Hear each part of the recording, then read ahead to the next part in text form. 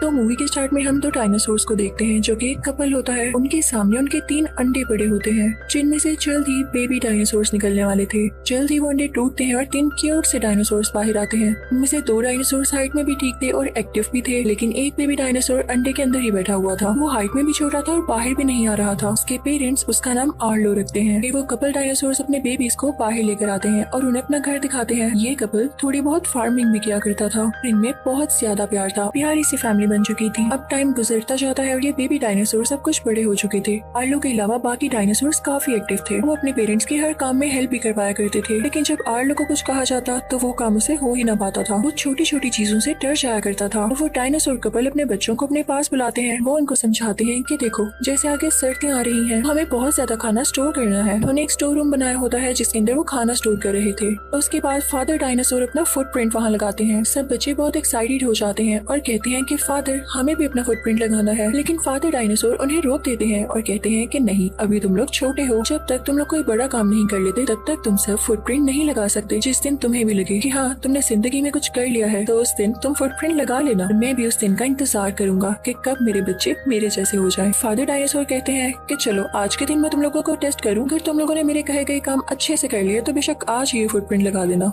सब काफी एक्साइटेड हो जाते हैं, लेकिन आर्लो भी बेचारा डर रहा होता है। अब आर्लो का भाई बड़े बड़े दरख्त उठाकर लकड़ियाँ इकट्ठी करता है और आर्लो की बहन सारा फार्म साफ करती है। अब उन दोनों को परमिशन मिल जाती है फुटप्रिंट लगाने की, लेकिन अगर आर्लो की बात की जाए तो उसने कुछ भी नहीं किया था। उससे हो ही नहीं पा रहा था, तो उसके फादर उसको अलाउ नहीं करते। आर्लो बहुत हर्ट हो जाता है और तभी उसका भाई आकर उसे छेड़ने लगता है कि छोटे बच्चे, तुम तो कुछ भी नहीं कर पाते। तो आर्लो से कहती है कि ऐसे नहीं करो, मुझे बुरा फील होता है। मैं अपनी तरफ से कोशिश करता हूँ पर मुझसे नहीं हो पाता। तो तभी वहाँ पर उसकी फैमिली आ जाती है और वो आर्लो के भाई को डांटती है कि भाई को ना तंग करो। तो आर्लो कहता है कि आप सबको ये लगता है ना कि मैं कुछ नहीं कर पाता, मैं एक दिन जरूर कुछ करूंगा और मैं भी अपना फुटप्रिंट लगाऊंगा यहाँ पर। जब रात को आर्लो सो रहा होता है तो उसके पास उसके फादर आते हैं और उसे कहते हैं कि बेटा, मेरे साथ चलो। रात में वो दोनों वॉक करने लग जाते हैं, जो कि काफी क्यूट सीन है। आर्लो के फादर उसे समझाते हैं कि जब तक तुम डरते रहोगे तब तक तुम कुछ भी नहीं कर पाओगे। मुझे तुम्हारे डर को खत्म करना है। फिर आर्लो सो जाता है। जब वो लोग सुबह उठते हैं तो आर्लो के फादर देखते हैं कि उनका स्टोर किया गया खाना कोई ले गया है, यानी वहाँ पर कोई ऐसा जानवर आया था, या तो उनका खाना खा गया या तो अपने साथ ले गया चुरा कर। वो सब काफी परेशान होते हैं, लेकिन आर्लो के फादर उससे कहते हैं कि बेटा, अब टाइम आ गया कि मैं तुम्हारे कॉन्फिडेंस को टेस्ट करूँ और देखूँ कि तुमने मेरी बातों का कितना असर लिया, तुमने कितनी सीखी मेरी बातें। तुम्हारा काम ये है कि तुमने उस जानवर को पकड़ कर लाना है जिसने हमारा खाना चुराया। तुम्हें उसे जाल में फंसाना होगा और फिर उसे मारना भी होगा, और अगर तुमने ये कर लिया तो मैं तुम्हें भी अलाउ कर दूंगा वहाँ फुटप्रिंट लगाना। आर्लो भी सुन के काफी एक्साइटेड था। आर्लो के फादर जाल बिछाने में उसकी मदद करते हैं। फिर आर्लो वेट करने लगता है कि वो जानवर कब आए। जहाँ पर उन लोगों ने ट्रैप लगाया वहाँ पर वो कॉर्न्स रख देते हैं। अचानक से एक जंगली बच्चा आता है और उन कॉर्न्स को उठाने लगता है, यानी असल में चोर कोई जानवर नहीं बल्कि यही जंगली बच्चा था।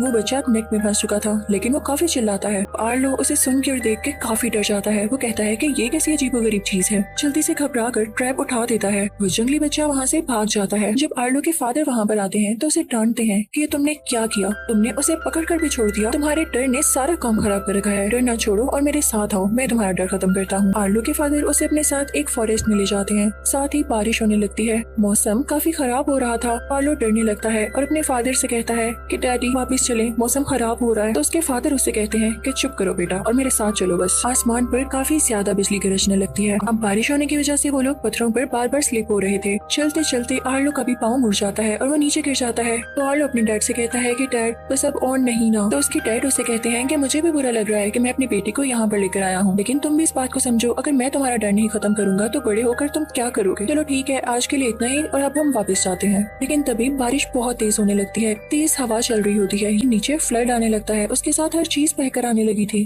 आर्लो के फादर उसे कहते हैं कि बेटा फौरन से ऊपर जाओ। वो अपने मुंह और अपनी टेल से अपने बेटे आर्लो को ऊपर की तरफ उछाल देते हैं कि ये कहीं फ्लड में न बह जाए, लेकिन खुद वो नीचे रह जाते हैं। फ्लड उन्हें बहा कर ले जाता है। आर्लो अब अपने फादर को खो चुका था। अब आर्लो वहाँ से वापस अपने घर आ जाता है। अब वो भी अपने बाकी बहन भाइयों के साथ काम करवाने लगा था। वो काफी उदास रहता था। एक दिन आर्लो काम कर रहा होता है तो उसे वही जंगली बच्चा नजर आता है। तो उसके दिमाग में फौरन से वो बात क्लिक होती है कि उसके फादर ने कहा था कि उसे पकड़कर मार देना। तो उसके पीछे भागने लगता है। आर्लो उसको पकड़ तो लेता है, लेकिन तभी वो नदी में गिर जाता है और वहाँ से बह बह कर कहीं दूर आ जाता है। वो बेहोश हो चुका था और जब उसे होश आता है तो खुद को अकेला पाता है। वो काफी ज्यादा उदास था, लेकिन तभी उसकी नजर उसी जंगली बच्चे पर पड़ती है। उसके पीछे जाने लगता लगता है और ऊपर की तरफ आ जाता है। लेकिन तभी उसे वो नदी नजर आती है जो कि उसके घर की तरफ जा रही थी और उसे अपने फादर की भी बात याद आती है कि जब तुम्हें नदी नजर आ जाए तो फिर घबराना नहीं, क्योंकि तुम अपने घर का रास्ता ढूंढ लोगे। अब वो उस नदी के साथ साथ चलने लगता है, लेकिन बेचारे को भूख लगी हुई थी। तभी उसे एक फ्रूट नजर आता है जो कि दरख्त पे काफी ऊपर लगा हुआ था। आर्लो एक पत्थर के ऊपर अपने पाँव रख के वो फल खाने लगता है, लेकिन तभी वो पत्थर स्लिप हो जाता है और आर्लो उस पत्थर के नीचे आ जाता है। अब आर्लो का पाँव उस पत्थरों के अंदर स्टक हो गया था। काफी कोशिश करता है खुद को फ्री करने की, लेकिन फ्री नहीं कर पाता। सारा दिन गुजर जाता है। इवन ऐसे करते करते रात भी हो जाती है और आर्लो सो जाता है।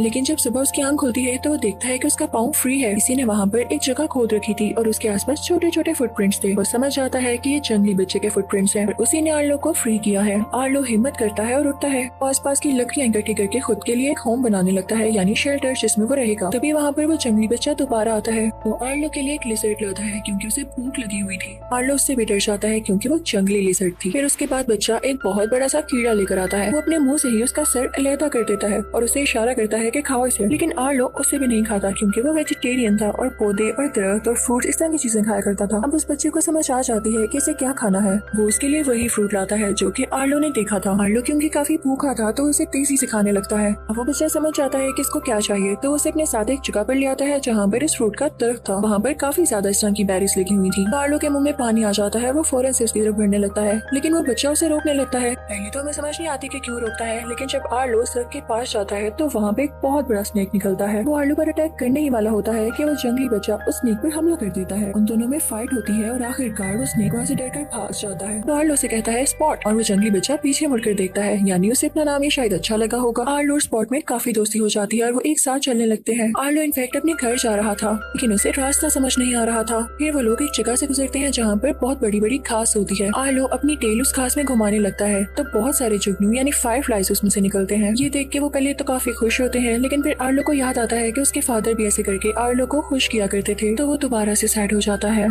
आर्लो उदास होकर नीचे बैठ जाता है। आर्लो 5 छोटी छोटी लकड़ियाँ मिट्टी में खड़ी करता है और फिर सबसे बड़ी लकड़ी को मिट्टी में दबा देता है। यानी आर्लो स्पॉट को अपनी फैमिली के बारे में बता रहा था कि हम 5 लोग थे, लेकिन मेरे फादर मर गए। जब वो स्पॉट का कोई रिएक्शन नहीं देखता तो उदास हो जाता है कि हाँ, मैं किसको समझा रहा हूँ। लेकिन तभी स्पॉट भी उठता है और 3 लकड़ियाँ मिट्टी में खड़ी करता है। वो तो बड़ी लकड़ियों को मिट्टी में दबा देता है और जो छोटी लकड़ी होती है उसको देखकर उदास होने लगता है क्योंकि वो खुद ही था। उसकी बात का ये मतलब था कि उसके पेरेंट्स मारे गए और वो भी अब इस दुनिया में अकेला है। दोनों एक दूसरे को गले लगाकर उदास होकर बैठ जाते हैं। अब अगले दिन वो अपने अगले रास्ते के लिए निकलते हैं, लेकिन तभी तूफान आ जाता है, तेज बारिश होने लगती है और वैसा ही फ्लड आता है जिसमें उसके फादर मारे गए। तो वो काफी डर जाता है और वहाँ से भागने लगता है। वो एक दरख्त के नीचे जाकर छुप जाता है, लेकिन जब उसकी आंख खुलती है तो वो देखता है कि वो नदी से काफी दूर है। उसे नदी कहीं पर भी नजर नहीं आ रही थी जिससे वो अपने घर का पता लगा पाता। वो काफी उदास हो जाता है और आगे की तरफ बढ़ने लगता है। तभी उसे अजीब और गरीब से परिंदे नजर आते हैं। वो काफी चालाक परिंदे लग रहे थे। आर्लो उनसे कहता है कि क्या आप मुझे बता सकते हैं कि नदी किस तरफ है, मुझे अपने घर जाना है। तो वो परिंदे कहते हैं,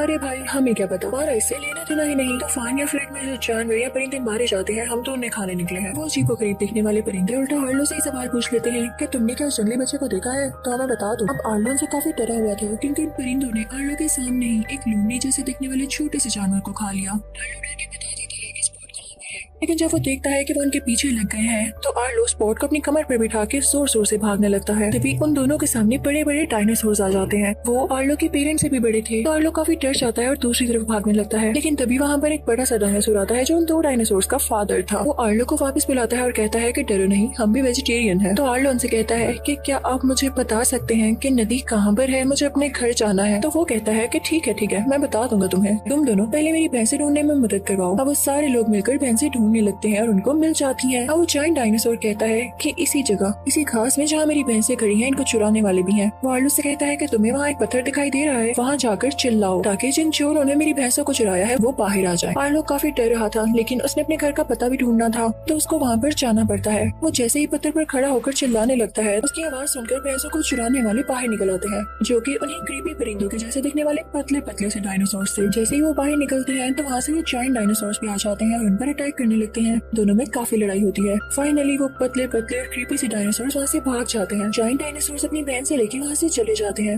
आर्लो और स्पॉट भी उनके साथ होते हैं। फिर रात हो जाती है और आग के इर्द-गिर्द बैठ के वो सब आपस में बातें कर रहे होते हैं। सुबह होते ही वो सब इवन जायंट डायनासोर की भैंसें भी आर्लो को छोड़ने के लिए निकल पड़ते हैं। अब चलते चलते वो लोग इतने ऊपर पहुँच चुके थे कि उनका सर बादलों में आ रहा था। सामने उनको पहाड़ दिख रहे थे। इन्हीं पहाड़ों के साथ साथ वो नदी थी, यानी आर्लो का घर अब बहुत करीब था। अब वो जायंट डायनासोर्स आर्लो और स्पॉट से कहते हैं कि लो बच्चों, मैंने तुम लोगों को को यहाँ तक पहुँचा दिया, हमें भी वापस जाना होगा, तुम लोग सेफली अपने घर पहुँच जाना। आर्लो बहुत खुश होता है और जंप्स लगाते हुए उस तरफ चल पड़ता है। आर्लो और स्पोर्ट ऊंची ऊंची आवाजें लगाने लगते हैं। ये वो बहुत खुश थे, लेकिन तभी हम देखते हैं कि सामने से कोई जंगली इंसान भी उन्हीं की तरह आवाजें निकाल रहा होता है। स्पॉट काफी गौर से उस इंसान को देखने लगता है। जैसे ही स्पॉट उसकी तरफ बढ़ने लगता है तो आर्लो उसे पकड़ लेता है और अपनी कमर पर बिठाकर आगे निकल जाता है। वो उन्हीं पत्थरों में पहुंच जाता है, लेकिन तभी वहाँ पर वो क्रीपी परिंदे दोबारा आ जाते हैं। वो स्पॉट को पकड़ के अपने साथ ले जाते हैं। आर्लो बहुत कोशिश करता है उसे छुड़ाने की, लेकिन वो नीचे गिर जाता है। आर्लो अब जंगली दरख्तों में फंस चुका था बहुत बुरी तरह से। आर्लो काफी दुखी हो जाता है। आर्लो आगे बढ़ने लगता है और चिल्लाने लगता है। तभी वो देखता है कि वो क्रीपी परिंदे एक लकड़ी में स्पॉट को रखकर खाने की कोशिश कर रहे होते हैं, लेकिन स्पॉट उस लकड़ी में छुपा हुआ होता है।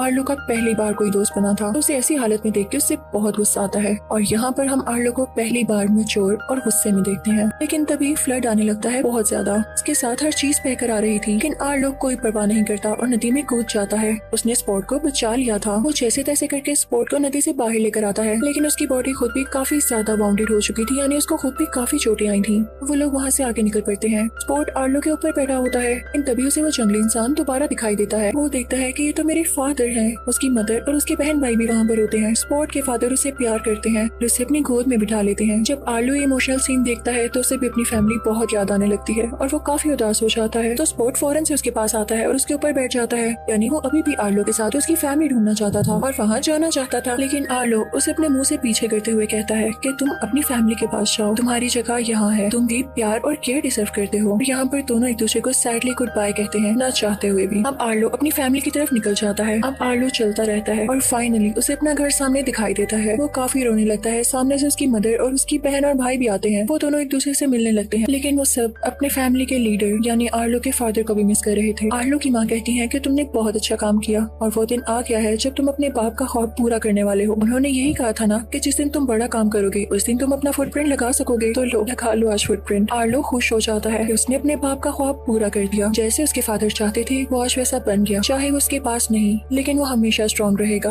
और अपने पापा को हमेशा याद रखेगा। इसी के साथ वो अपने फादर की फुटप्रिंट के साथ अपना फुटप्रिंट भी लगा देता है और इसी एंडिंग के साथ ये मूवी की स्टोरी यहीं खत्म होती है। आई होप आपको ये मूवी बहुत अच्छी लगी होगी।